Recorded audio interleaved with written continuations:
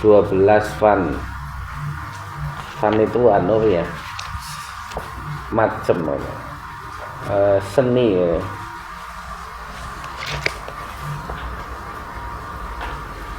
Fakos sama bainal ulum wal khawas wa khossul khawas ala qadril istidad. Fal ulum munhasiratun fi arba'ati anwa. Ilmu-ilmu itu dibagi menjadi 4. Ringkasnya dibagi menjadi 4. Al-awwal zahirus syariah, ilmu zahir syariah fil amri wan nahi, dalam perintah dan larangan, wasairul ahkam, dan semua hukum-hukum. Watani batinuha syariah, yang kedua adalah batin syariat. Wa yusamma ilmu thariqah, disebut juga ilmu thariqah. Wa thalis batinut thariqah yusamma ilmul ma'rifat. Ilmu yang ketiga yaitu ilmu batin thariqah yang disebut ilmu ma'rifat. Warabi'u ilmul bawatin, batnul bawatin, yaitu ilmu tentang batin. Wa yusamma ilmul haqiqah, yang disebut juga ilmul haqiqah. Wala budda an husuliha kulliha kama qala Rasulullah sallallahu alaihi wasallam, asy-syari'ah sajaratun, syariah itu seperti pohon. Wat tariqah aghsanuha, sedangkan tariqah itu dahannya. Wal ma'rifat awraquha, dan ma'rifat itu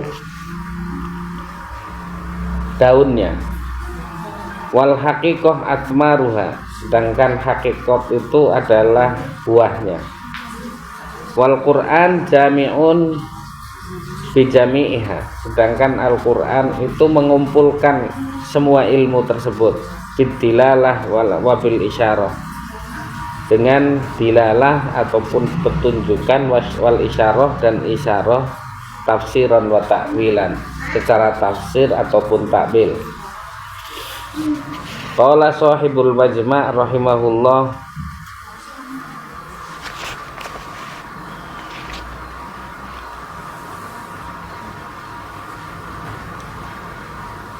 fan nafsu tuwaswisu fi dairati syariah.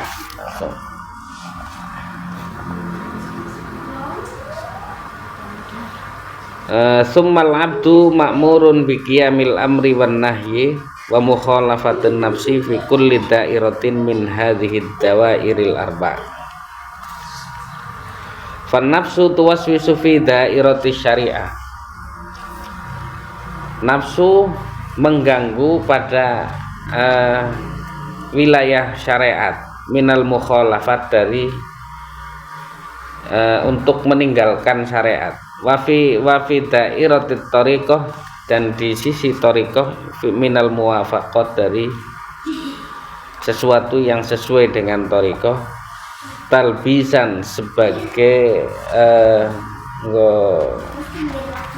pengkirane talbisan itu salah sangka ya. Kada wan nubuwah wal wilayah fi dairatil ma'rifah minasyirki al khafi minan nuraniyah kada war rububiyah kama qala afara'aita man ittakhadha ilahahu hawa. Wa amma dairatul haqiqah fala madkhal fiha asyaiton wa nafsu walal malaikah li anna ghairallah yahtariku fiha kama qala Jibril alaihi salatu wassalam, laudanautu an malatan lahtaroktu, jika aku mendekati selangkah maka aku akan terbakar. Fayukhallisul abdu inda idminal man an nafsu wa syaitan fayakunu mukhlisan kama qala Allah ta'ala fa bi'izzatika sa'uhwiyannahum ajmain illa ibadaka minhumul mukhlasin.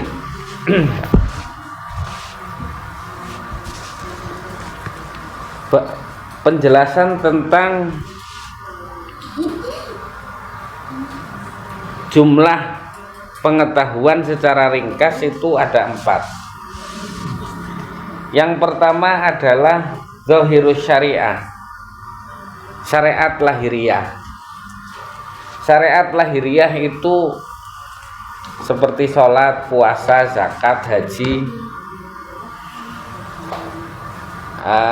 dan lain sebagainya dari amalan-amalan syariat lahiriah. Sedangkan yang kedua syariat batiniah, yaitu sebagaimana yang telah dulu diterangkan, yaitu rubu'ul muhlikat dan rubu'ul munjiyat, yaitu 1/4 yang menyelamatkan dan 1/4 yang menghancurkan. Itu adalah batinus syariah. Itu. Kemudian yang ketiga batinut thariqah. Batinus syariah itu kalau di sini yusamma ilmu thariqah. Wa batinut thariqah yusamma ilmul ma'rifat.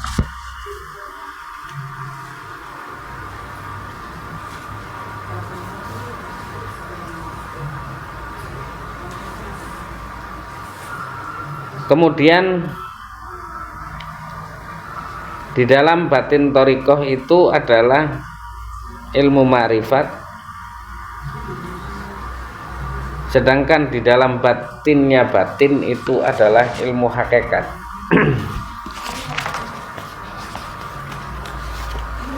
Kemarin kita membahas tentang hanut ya, al-hawanut, toko-toko ataupun titik-titik.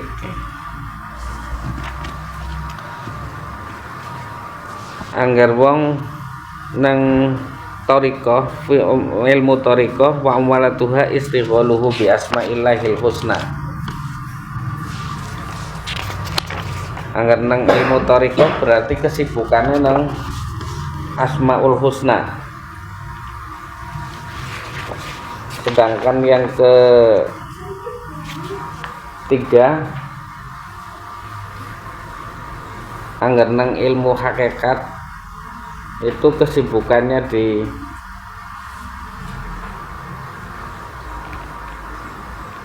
tauhid.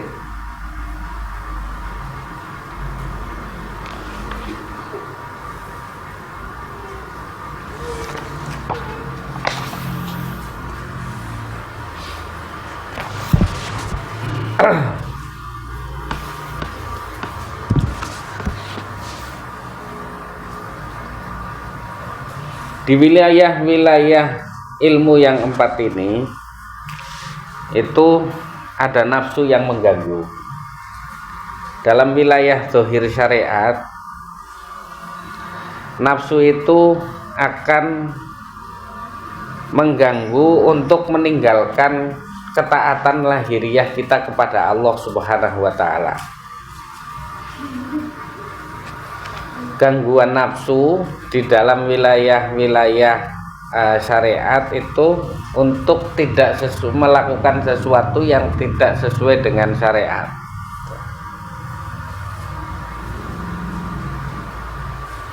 Misalnya kalau riba diharamkan, maka nafsu akan mengatakan untuk melakukan riba karena di dalam riba kenikmatan. Gitu. Ketika tidak sholat itu nikmat, maka nafsu akan mengatakan untuk tidak melakukan sholat. Apa maning esuk-esuk, subuh-subuh, esih penak turu kon tangi, kan suka aja tangi.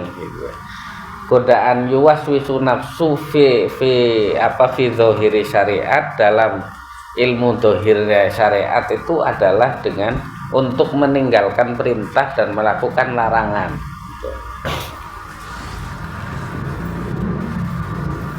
Lakukanlah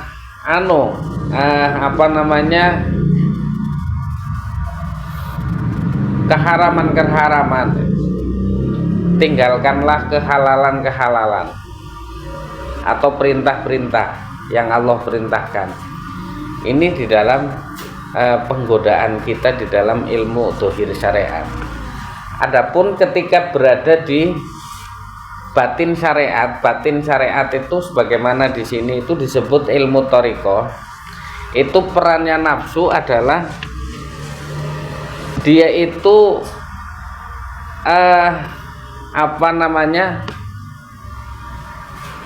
ngipuk-ngipuki atau menghiasi orang yang dapat melakukannya itu adalah sesuatu yang bagus gitu ya. Adalah sesuatu yang muwafaqat sesuai dengan apa yang diperintahkan oleh Allah Subhanahu wa taala.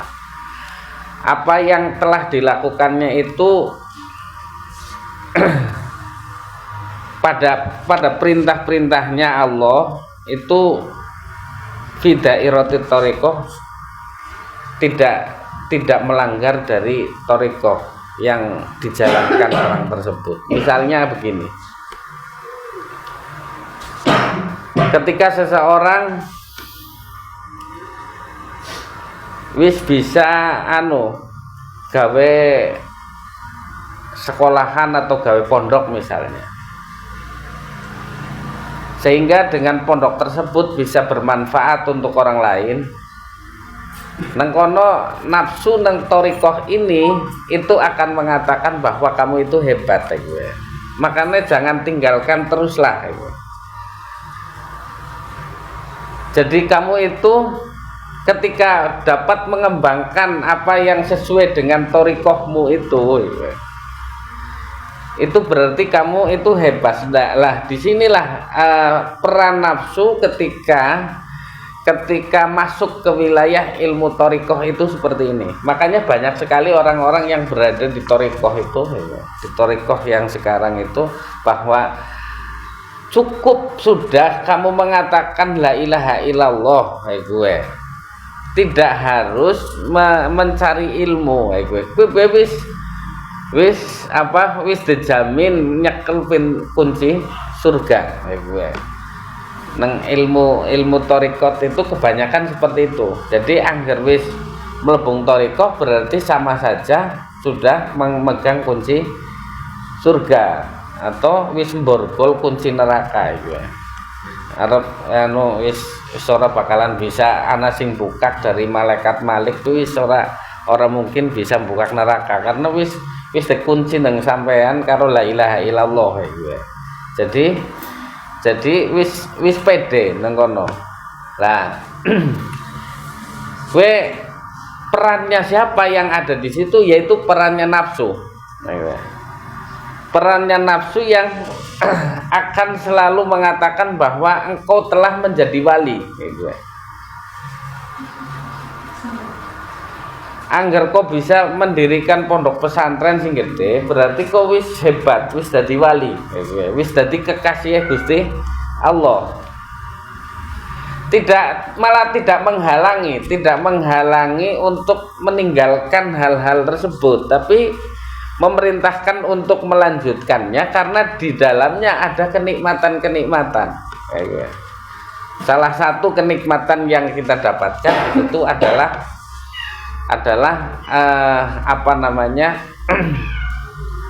kita merasakan nama yang didapat dari orang lain gitu. Itu seperti itu. Begitu juga ketika nang thariqah ya.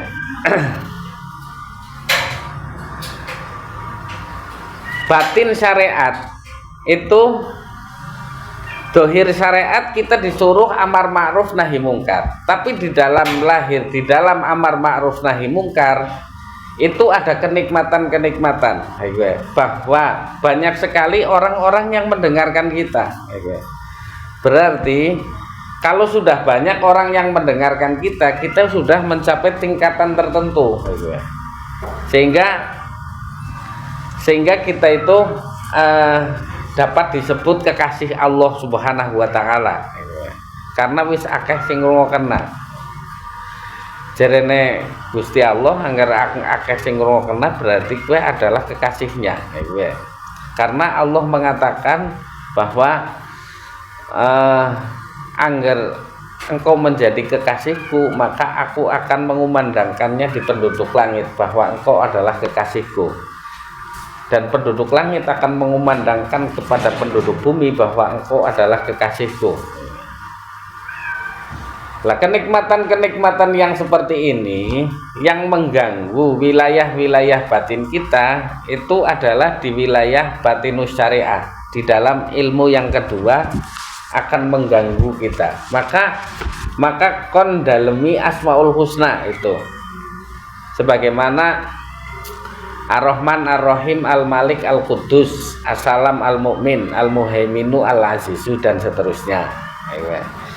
Saya pernah mengatakan bahwa anggar sampean mendarami Asmaul Husna nengkene dari jalan yang batinus syariah, dari kebatinan syariat, itu akan merasakan keindahan yang luar biasa.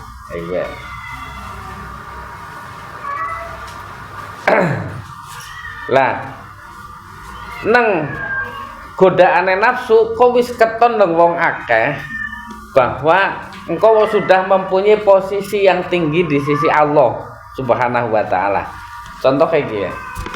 Angger wong wis ndalemi Asmaul Husna, ketika maca alhamdulillahirabbil alamin sebagaimana yang kemarin saya katakan ya. Kue janjane nang ati karena saking bahagiane kita itu bisa membaca alhamdulillahirabbil alamin karena di situ ada kalimat hamidani abdi. Hambaku muji kepadaku.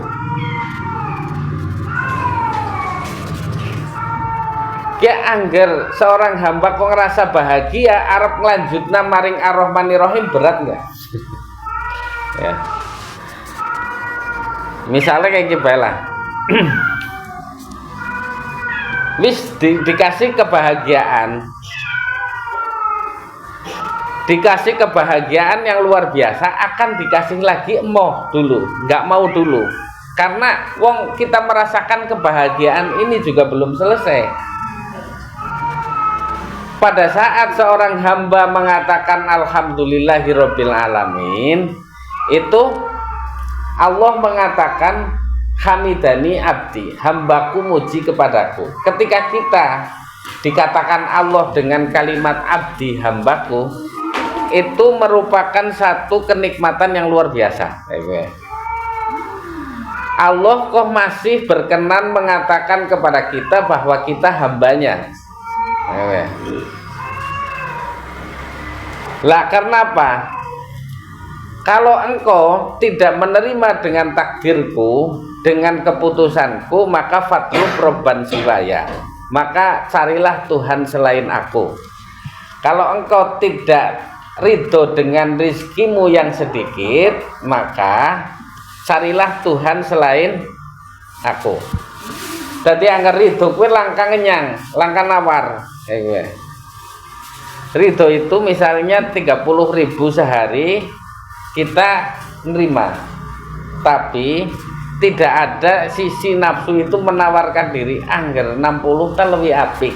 Kalau tidak ada pertanyaan itu di dalam diri, itu berarti sudah ridho itu. Tapi kalau masih ada, lebih baik 60.000 misalnya, itu sudah bukan ridho. Singarane ridho nggak kebayang 60.000, yang jelas apa yang telah Allah berikan itu di dalam ilmunya yang terdahulu itu sudah wujud.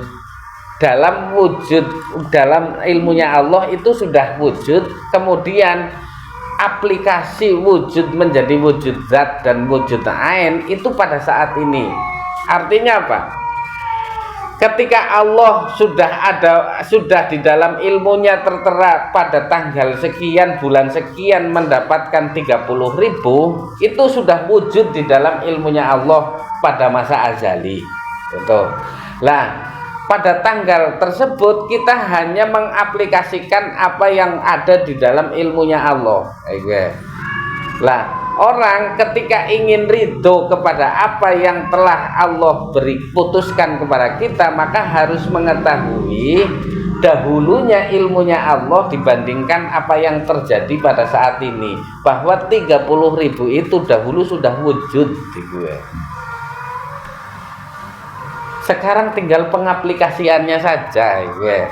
Ngapain arep nawar 60.000 gue. Angger 60.000 teh kalau ridone lebih dhuwur, langkah rido lebih dhuwur, langkah rido lebih ndep.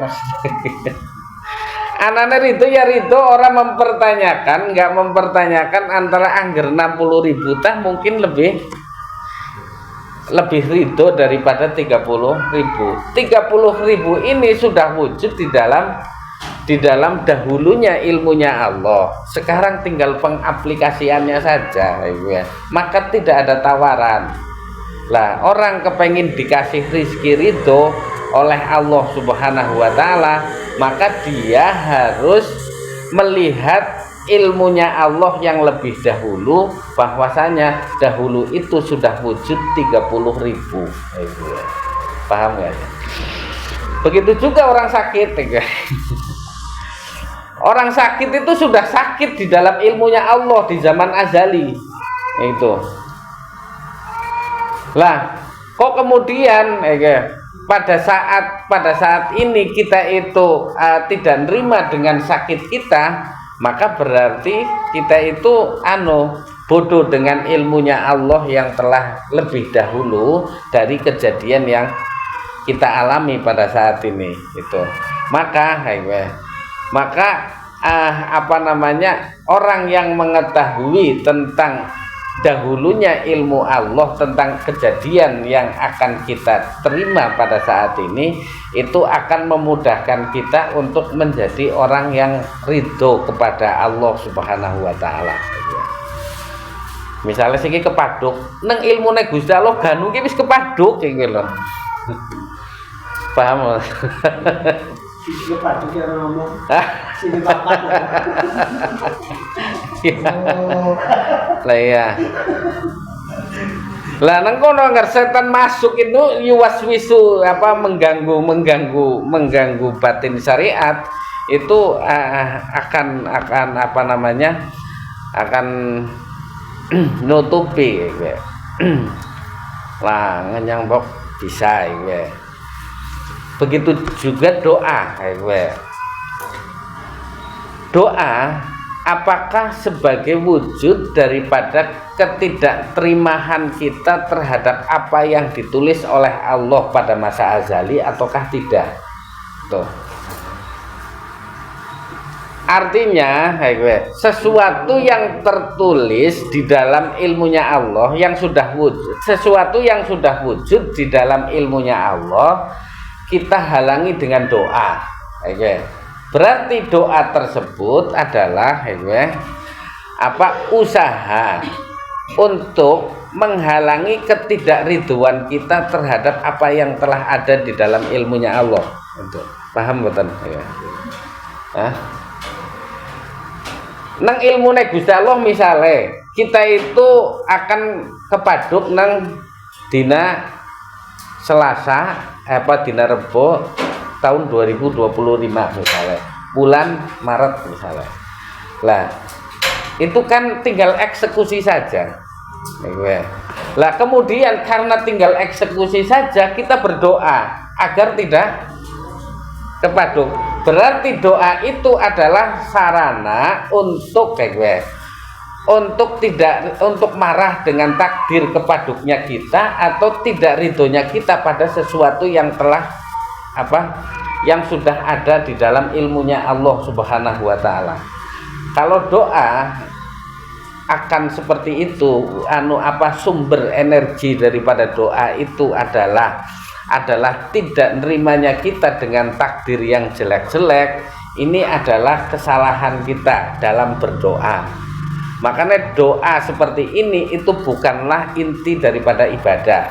Kan Rasulullah mengatakan ad-doa mukhul ibadah. Doa itu adalah inti daripada ibadah. Tapi nek donga kok sumbere karena ora ridho dengan apa yang telah wujud di dalam ilmunya Allah, berarti ki dudu inti ibadah. Paham mboten nggih maksudnya?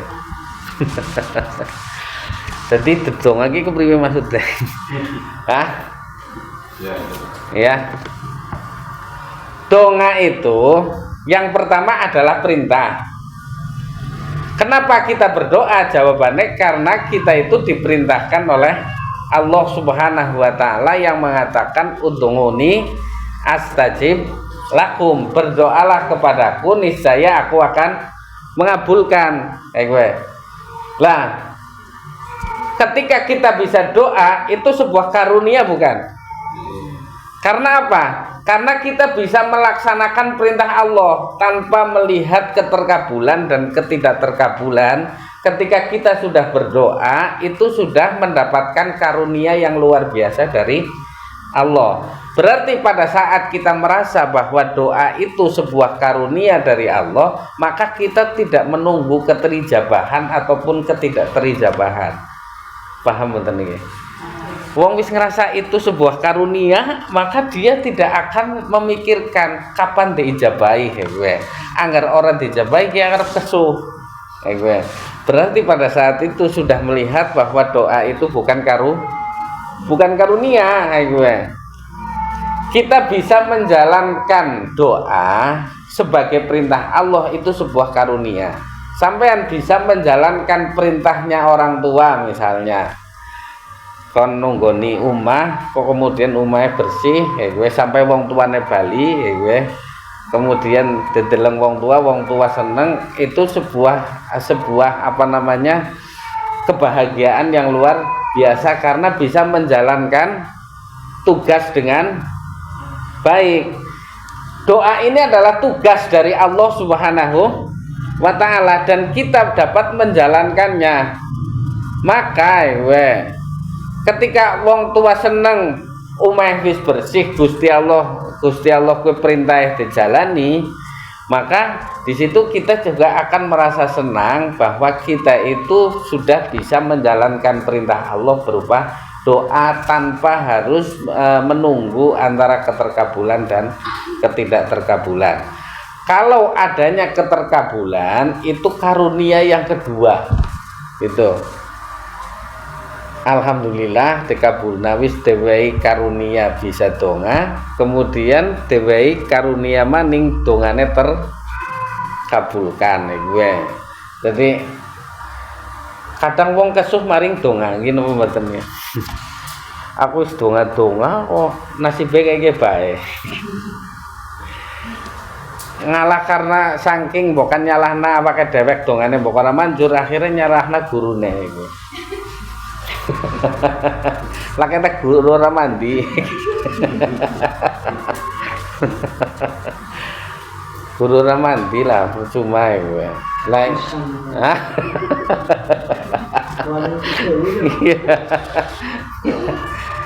lagi lah donga kok kemudian kita marah menyesal karena donga. Saya menyesal berdoa sudah puluhan tahun baca waqiah ataupun sholat duha kok nggak diijabahi oleh Allah Subhanahu wa ta'ala. Marah dengan apa yang dilakukannya, kan rugi semua.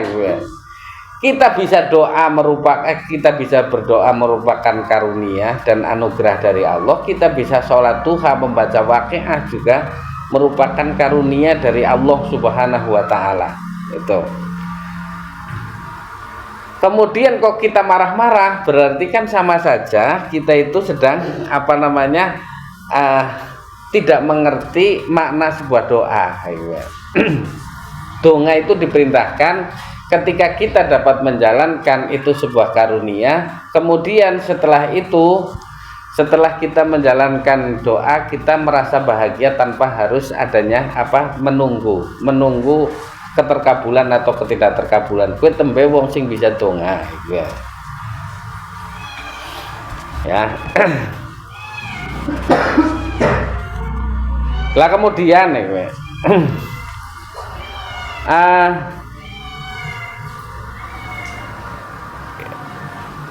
kita itu karena dahulu sudah di dalam ilmunya Allah, dahulu kita itu berdoa itu bukan berarti kita itu tidak nerima dengan apa yang akan Allah putuskan untuk kita. Kita donga nu perintah kon kira terhindar dari musibah dan lain sebagainya, itu nu perintah, duduk karena tidak akan terima dengan takdir musibah, bukan seperti itu. Paham mboten niki?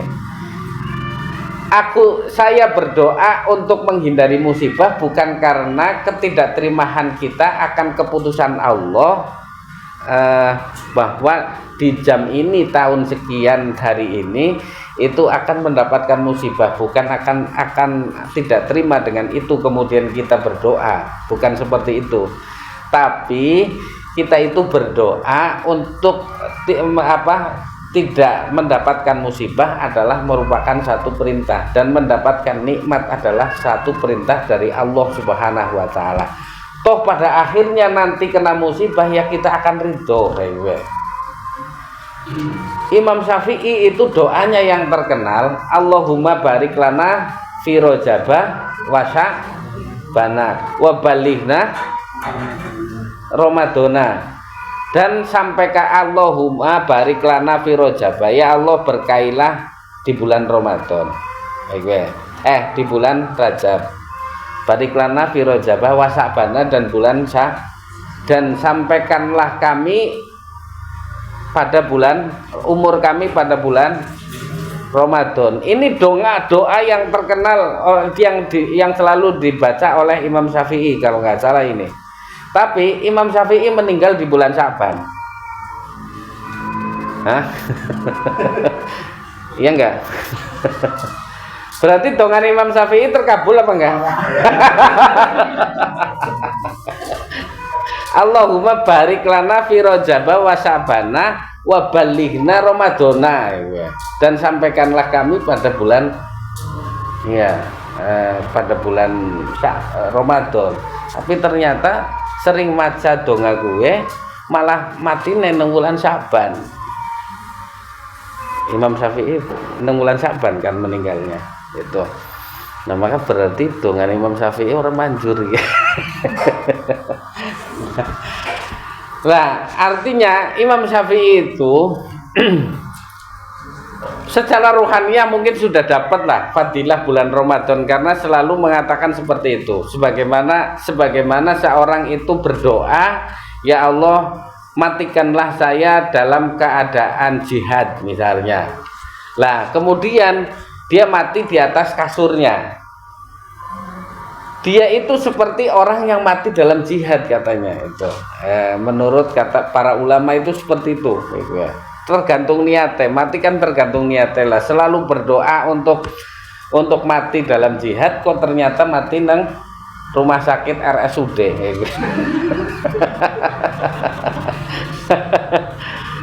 Ya kira kan lah ini dicatat jihad apa enggak dicatat jihad? Karena sering membaca doa angger anak perang ya saya ikutkanlah perang agar saya mati di dalam jihad kami.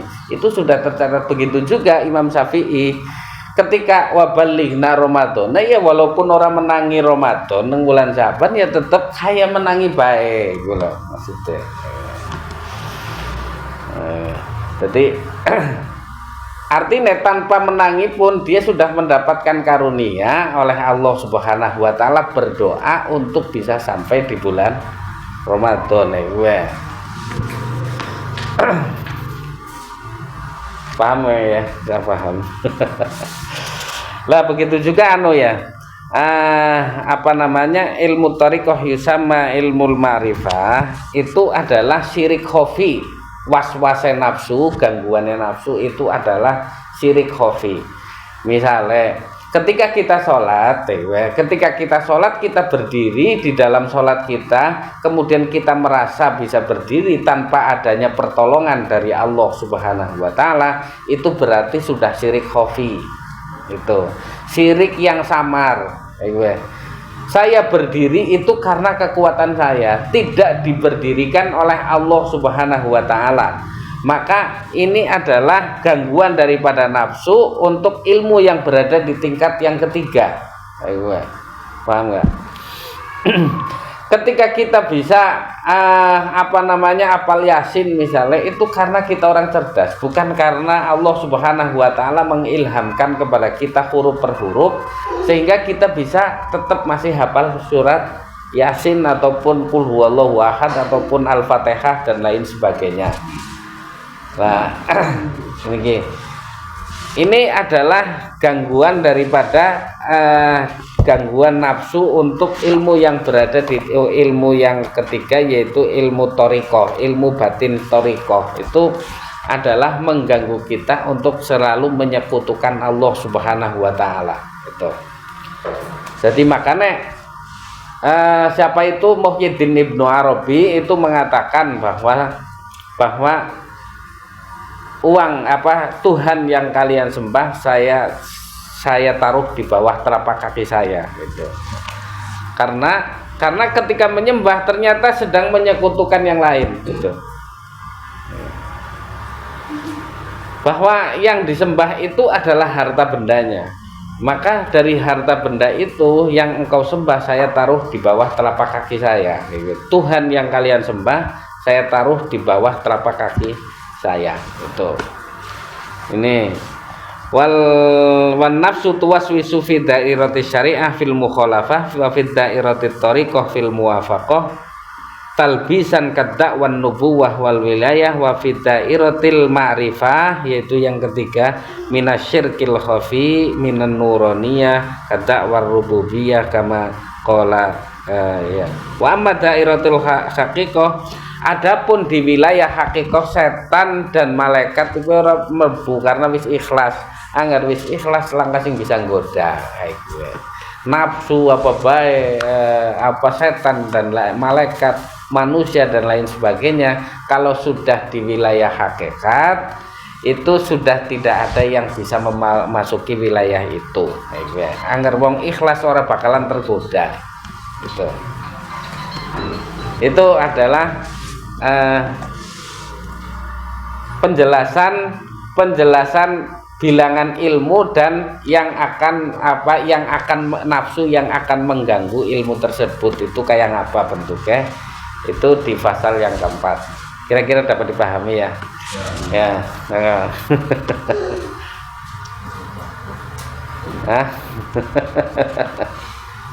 Ngomong terus kencot kok. Cara ikhlas. Iya.